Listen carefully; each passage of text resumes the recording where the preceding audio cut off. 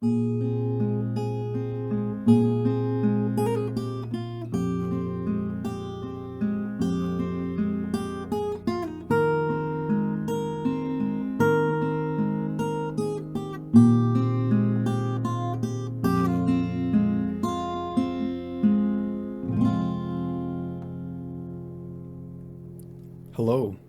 I hope you're doing very well on this Thursday afternoon. It's about 12:21 p.m. at my time of recording, and I'm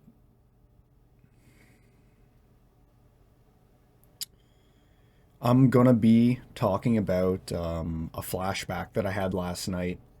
Um, I feel a little dissociated. It kind of stepped in towards the end, um, but I want to give you the full sauce, basically. Um, there's been this part of me that's kind of been calling to me. In my life, it's shown up as this kind of like a porn addiction, kind of like this preoccupation with pornography and violence and kind of like weird intimacy.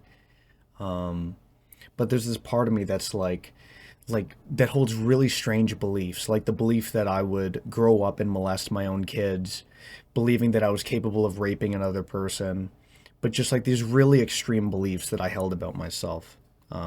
And Subjectively, sometimes, especially back in high school, these feelings felt like fate. It felt like this was what was going to happen. Um, and I didn't really know what to do with it. I didn't really know what to think about it. I didn't have a lot of information about like how to interpret these things. I just thought I was a bad person, like there was something wrong with me. Um, but kind of bringing us up to the present. Last night I was smoking weed and watching porn, and then I was very high. Like I was like mind-bogglingly high, and I started having a flashback. And I remember it was coming on more gradually at first, but I remember feeling like very afraid. Like my body felt like there was like this pressure inside me, like just like there was this really bad feeling. And then I remember there was like an image of my stepfather penetrating me, and it was such a visceral feeling. I have like a little thing that I wrote down while the flashback was happening that I want to recite because it's personal, and I think it's beautiful within its own right.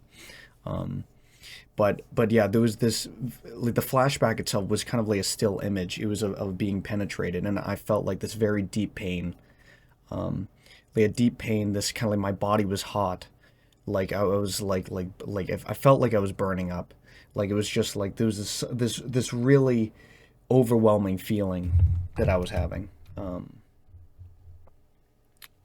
and and so this is what I wrote during the flashback. I just had a really bad panic attack while smoking weed at home.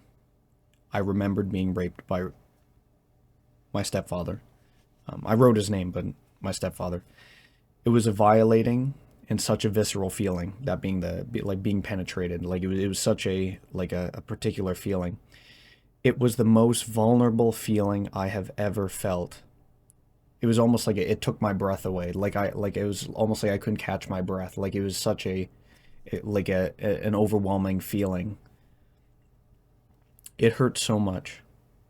It feels like my soul is weeping. And I was bawling.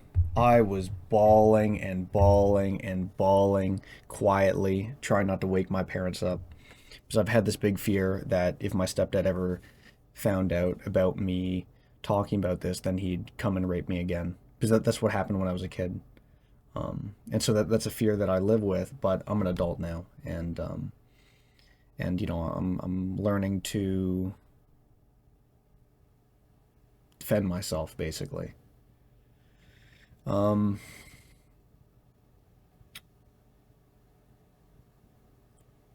I can't stop crying. How could he do that to me? How could he do that to me? I remember. I remember the terror. I remember the shock. I remember it hurt really bad, and I cried so hard. I cried so much. And I wrote some other stuff, but I think that Kind of what I just discussed is kind of the gist of it, but it was a very overwhelming feeling. And meanwhile, I'm talking about it, um, and at the same time, it was horrific and it was scary and it was overwhelming. It was also there was so much love. I felt so much love for myself in that moment because I was sitting with those feelings, and it was scary. It was really overwhelming. It was very painful, but I was sitting with myself in that moment. I held myself. I sat with that pain. I breathed. I was so fucking congested. I could hardly breathe, but I was breathing. I was surviving. Like right now, I feel very tense in my abdomen, in my neck too. I feel like my neck's tense as well. But yeah, I just feel really tense. But it was such a beautiful moment.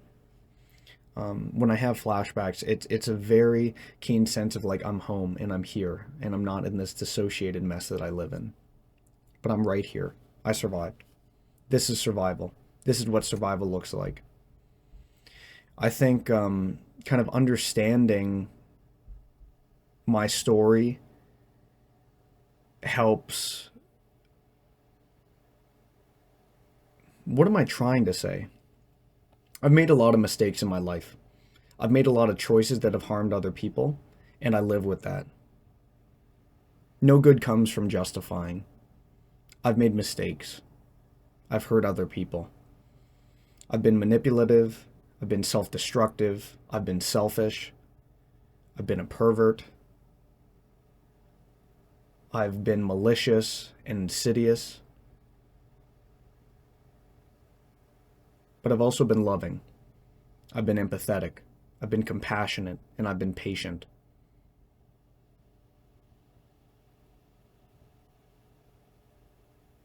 I've gone bogged down and stuck and kicked my arms and flailed and felt like nothing was ever going to get better. And I've also made progress. I've worked against the. I swam against the. I swam against the current. If my ego is trying to protect me through avoidance, I've swam against my ego, and I'm letting go. I'm letting go of my ego, of control, to make space for me, to make space for loving me and being me. I want to thank my ego, and I want to thank my parts. I want to thank the parts of me that believed that I was going to grow up and molest my own kids. I want to thank the parts that felt like I could rape another person. I want to thank the parts that drove me to steal and to harm other people. I want to thank those parts,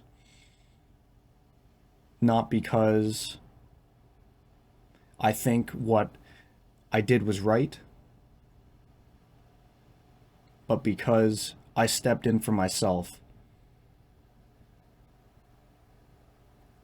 when I felt no one else would. And I stepped in for myself by self-destructing, by doing everything I could to repress those memories, to deny my emotions, to deny my experiences. But I'm right here.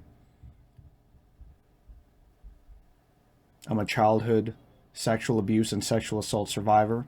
I was sexually abused by my stepfather. He had me perform sexual acts on him when I was very young, and vice versa. I was molested. I was groomed. I was manipulated. I was isolated by my family. I get the sense that my family knew what was happening, and this is some sick joke that they're playing on me. And I can trust myself. I choose to believe myself. Sometimes reality is greater than fiction. And I am not ashamed to have lived the life that I have and to have had the experiences that I do. This is my story.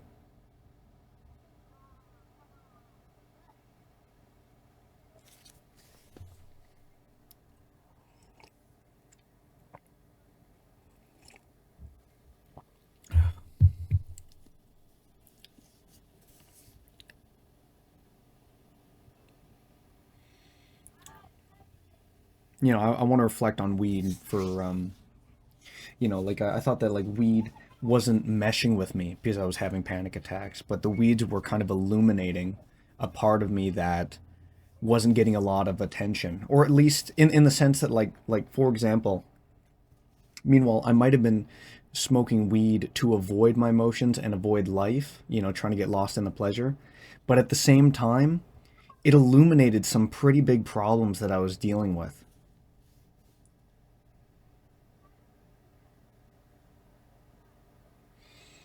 As in, kind of like when I'd smoke weed, I'd have these really big panic attacks. And it wasn't because of the weed, but it was all the terror, all the stress, all the trauma that I was holding in my body. All the trauma that I didn't want to acknowledge, I didn't want to deal with. And weed, meanwhile, I was using it to avoid, it was actually bringing me closer to this realization.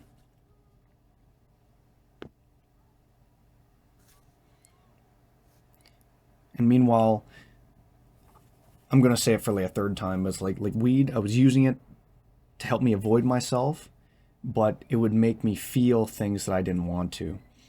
And by feeling the things that I didn't want to, I get closer to who I need to be.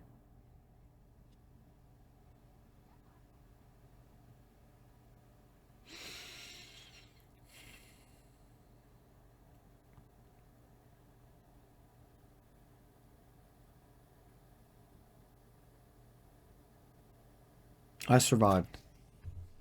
And it's scary. And it's overwhelming. And it's ugly. But I'm so thankful and I'm so grateful to be where I am today. This is The Wounding of Dorn. Thank you for being here, and I hope you have a very wonderful day, week, however long it may be until I see you again. Thank you very much.